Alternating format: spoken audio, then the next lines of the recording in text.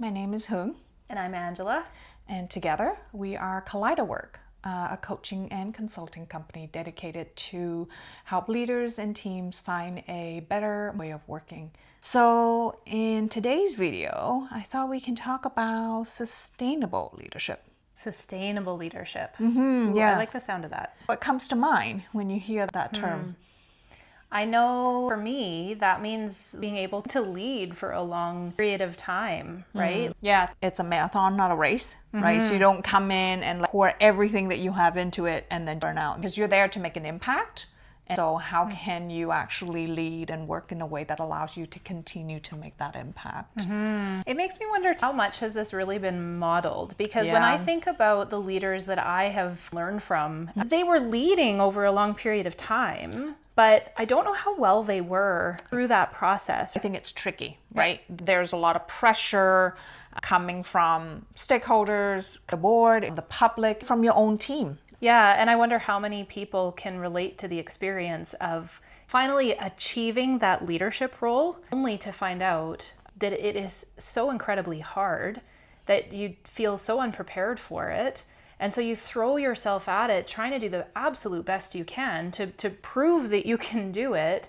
They've also had leadership modeled for them in less than sustainable ways, and they're trying to define what kind of a leader they want to be. So all of these things create this leadership situation that's probably pretty hard to maintain and sustain over time. So that's a good problem to talk about. Let's be real here. I think we both have experienced what it's like to lead in a very unsustainable way. Oh yeah, absolutely. I took on a leadership role, I think, pretty early in my career, and I remember pouring everything I had into it because it was my dream job at the time. I felt a little bit of the imposter syndrome of wondering, am I cut out for this? And so I worked twice as hard as I would have at anything else to try and be the leader that I wanted to be. Fast forward to 2 or 3 years into the position, I remember coming home and I felt completely wrung out. Like I had given everything I had to my work day, still felt eternally behind, and I had nothing left for my family. I remember sitting at the dinner table and my partner and my daughter would be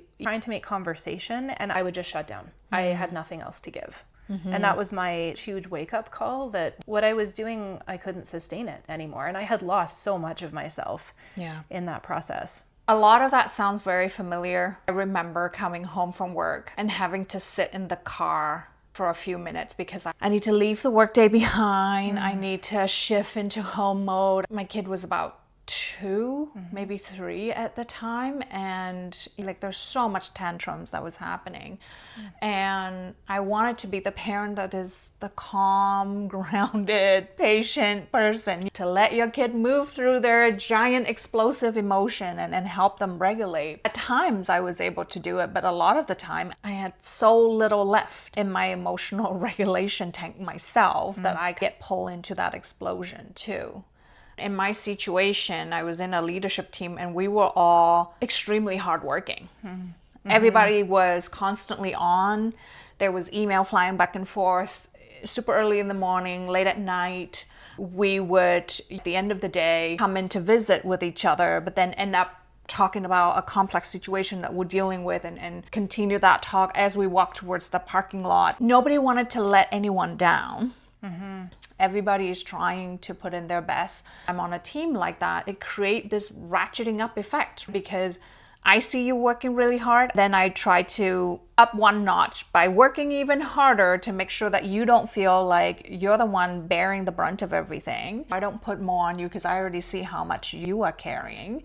And I never say any of this to you, but what you see on the outside of me is like, oh my God, Huong has so much, she's so stressed. I gotta up my game, I gotta do more. It creates this race to the bottom as a team, unless somebody disrupt that pattern, right? Yeah, and it shows how much this just absolutely overtakes all of your being. Like your identity is so wrapped up in your work and you can't stop thinking about it. So it's taking up the airwaves in what should be kind of nice social connection conversations. At night, you're supposed to be sleeping, but you're actually thinking about work. Like where in there is the break, right? Even talking about it, I can feel the weight of that time. Yeah. And I remember having dreams of escape. I was like, well, maybe I could quit this and go buy a piece of land, escape into the woods, grow flowers and vegetable, as if that's actually easier work. It's not. No. But it was just, you had this fantasy, right? Yeah, that absolutely. You think something else would be easier or better. Oh, escape. That word got me. And I mean, that sounds beautiful, actually. Maybe we could combine our escape dreams, because mine was a bed and breakfast. I wanted to just find a beautiful place that people would want to visit and then just host them there, so that I could be the place that they come to take care of themselves, and in doing so also take care of myself, right? B&B, flower farm. I think that goes well. That's another business for another day. But that's not the answer, right? Because you're actually running away from something instead of running towards something. So the work is actually clarifying, what is it that you're working towards, right? What do you want instead of this? And is that possible here, now, in this role, in this organization? I mean, one of the main reasons we started Kaleido Work is because we're tired of seeing good leaders burning out, leaving. Yeah, very much. We've worked so hard to make the gain at the leadership table, and we need diverse voices at that table so that we can make different decisions and change the culture. So we just don't want the leader that cares, that have a lot of emotional intelligence and empathy, ending up leaving because they're burnt out. Yeah. So if we want to create sustainable leadership, what does that look like? How does somebody get there? The first thing you have to do, I think, is to reject this current way of working. You have to agree that change is needed, right? Yeah. And it's like getting off of a hamster wheel, or I remember thinking I was stuck on it until I realized, actually, I do have a choice. Yeah. And a lot of time people think that stopping has high costs when it's not really the case. They might think, my team won't respect me. My boss would be disappointed and I could put my job on the line. When that's actually the opposite of what happened. If you continue, you will get to a point where you are burnout, where you are disengaged, and your performance will actually suffer. These folks, they're talented, smart, competent. Their leaders know that. Their teams know that. They just need to have a conversation. Of my experience, when leaders find the courage to do that, the response is awesome. That conversation can be a really good test for the kind of culture that you're in, right? Is it a kind of culture where we're willing to have the conversation? Or is it the kind of culture where that would be punished? Then we can have a conversation about whether quitting is the right choice for you. But it is not about quitting leadership. It's about quitting a certain kind of culture, because good culture exists out there. This is what I tell my client. Don't look for your next job. Look for your next leader. That's a really good piece of advice. Yeah. Because your leader has such an important impact on your experience at work. And you as a leader also have a big impact on people's experience at work. I know one of our favorite things to say is to do things out loud. So that might mean letting your team know, hey, listen, it's noon, I'm going to take a break and go grab a walk. When you do that, it gives other people permission to do the same. And it helps to remove that ratcheting up effect that can happen, because all of a sudden it's like, oh, it's okay to do that here. That's such a seemingly simple thing, but it can be really powerful. It's those behavior that create the norms on a team, right? Yeah. When you see somebody on a team behave in a certain way, it reinforces what is okay and what's not okay. I also find that when you were describing your experience with your team, everyone was so on, and they would be sending messages early in the morning and having conversations into the parking lot. It's almost like there's this adrenaline surge that happens when you get swept up into all of the urgency. And so one of the most powerful things that you can do to challenge that culture is to step away from the reactivity, to radically resist it in some ways. That might mean saying something like, hey, can I ask a few questions? Let's take a minute to think. Let's ask about our other priorities and figure out if this is actually something we need to take on, right? Those kinds of things can introduce a pause, but as opposed to, yeah, we got to go, we got to keep on going. Like, we're breaking habits here. We are. Sometimes it's just that little tiny pause can make a big difference. Yeah. And that can be a bit uncomfortable at first, because I just think of like a school of fish, right?